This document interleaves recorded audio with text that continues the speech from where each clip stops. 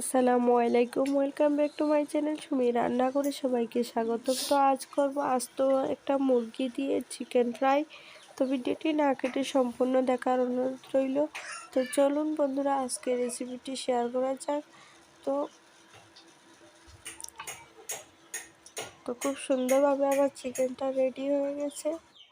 তো এখানে আমি আস্তে একটা চিকেন নিয়ে নিয়েছি, এটাকে ধুয়ে ভালো রকম পরিষ্কার করে নিয়ে নিয়েছি। তো এটাকে এবার ফ্রাই করবো।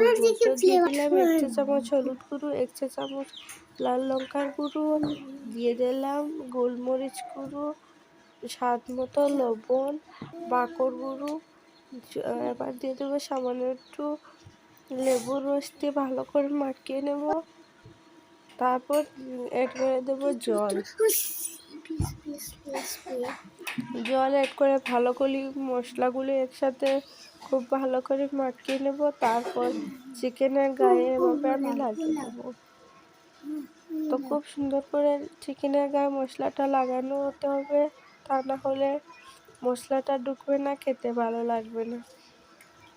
তো ভালো করে এটাকে আমি মশলাটা লাগিয়ে নিলাম।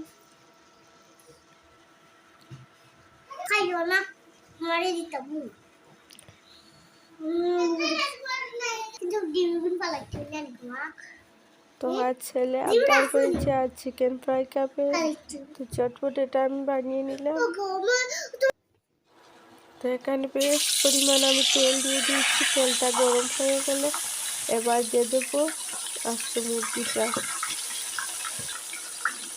দিয়ে খুব ভালো করে এটাকে এপিট ওপিট ভেজে নেব, যাতে মাংসটা কাঁচা না থাকে।